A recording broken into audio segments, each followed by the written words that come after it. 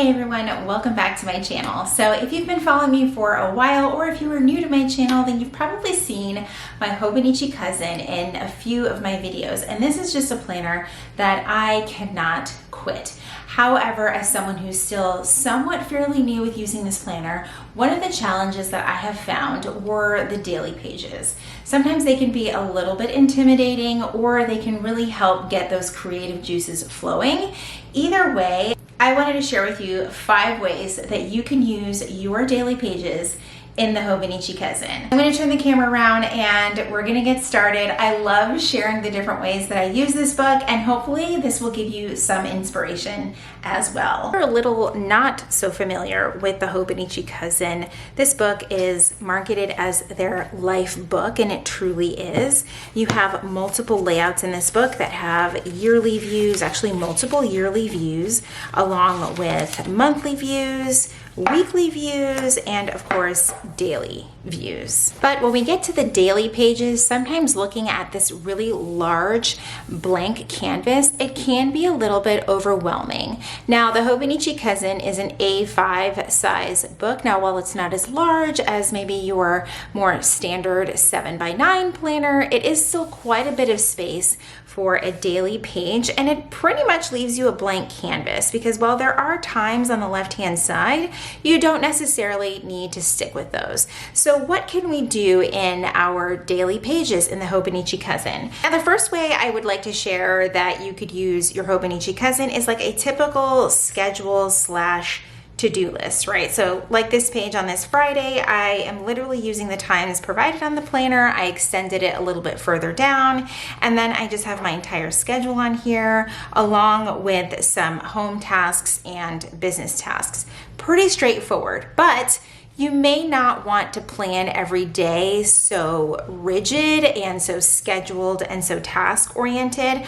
I have days where this absolutely works for me, and this is exactly what I need. I just need to-do lists and none of the extra frills or photos or things like that.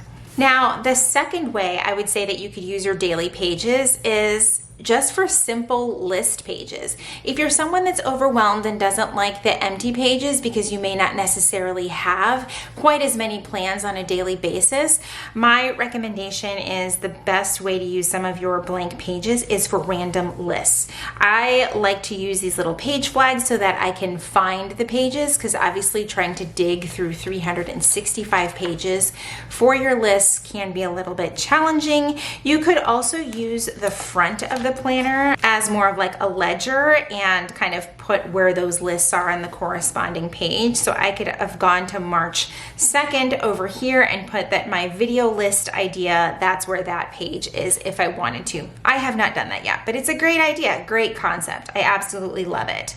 Another area where I have kept lists is I have an office supply wish list. I recently moved and I was trying to gather all kinds of ideas and inspiration, and I wanted to keep the list with me, but not necessarily on like a post-it note or a list pad where I knew I would lose it.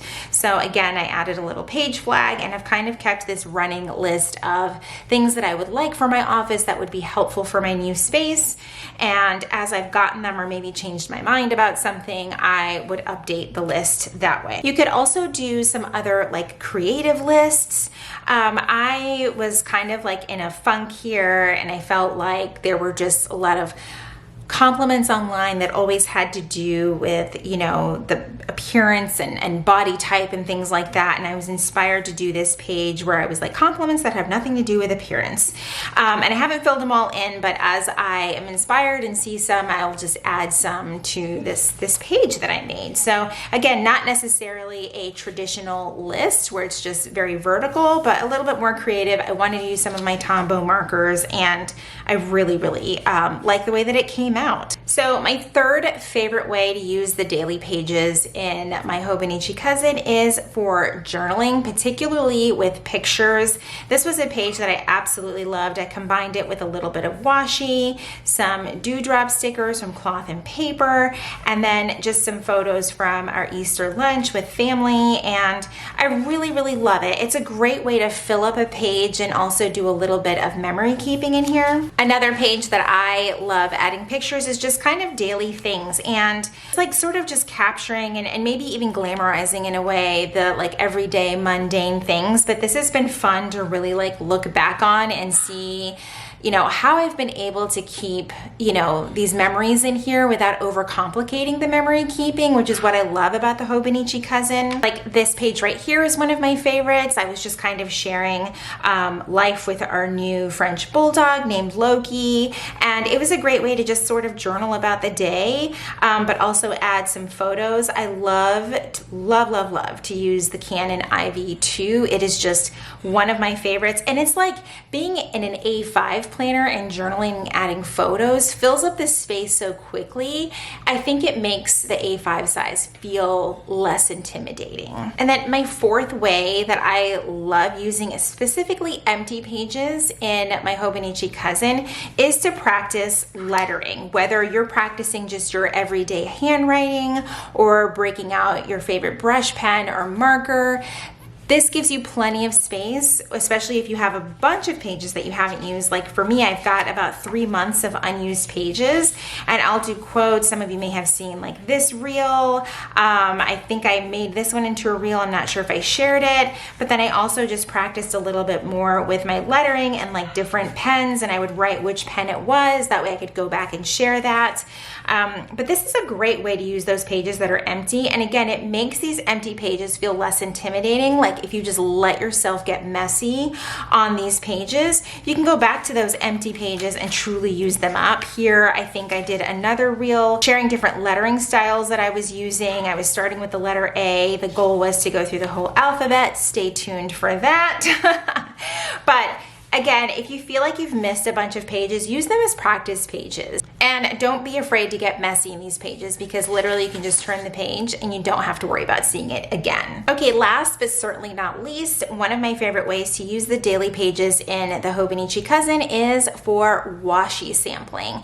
You could also do this for stickers as well, but this is a great way to kind of roll out and do a sample of some of the new washis that you got. This is a page where my Coffee Monsters Co. pre-order came in, and I was so excited. It also lets you see the whole roll essentially, in case you want to reference this again and see if you really want to pull out that washi tape and use it for a particular spread.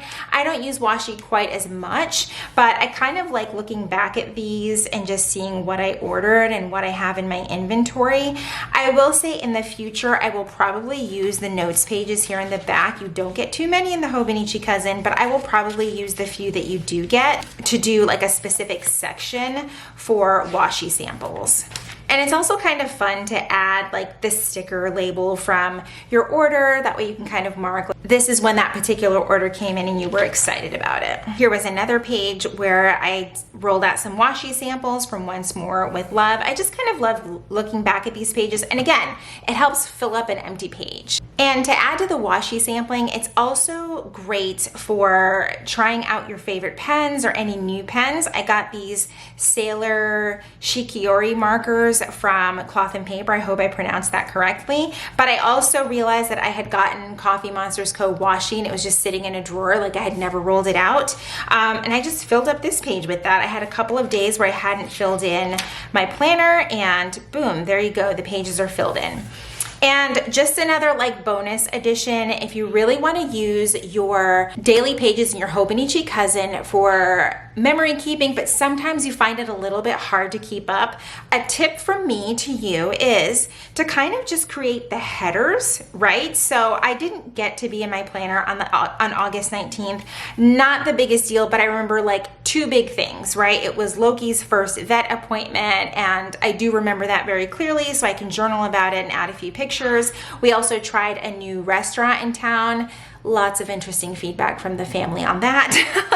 But I'm definitely going to add that in here in my journaling page, but so that I don't forget maybe major details of that day, I just will quickly letter in some headers, and I'll go back and fill it in maybe on the weekend when I'm sitting down with some coffee, and then I can fill up those pages. All right, guys, that is it for today's video. You'll have to let me know if this information was helpful for you. I know that I love sharing the different ways to use this book because really there's just unlimited possibilities. So if you have some different ways that you use your daily pages in your Hobonichi Cousin or any daily planner that you're using, make sure you leave a comment down below.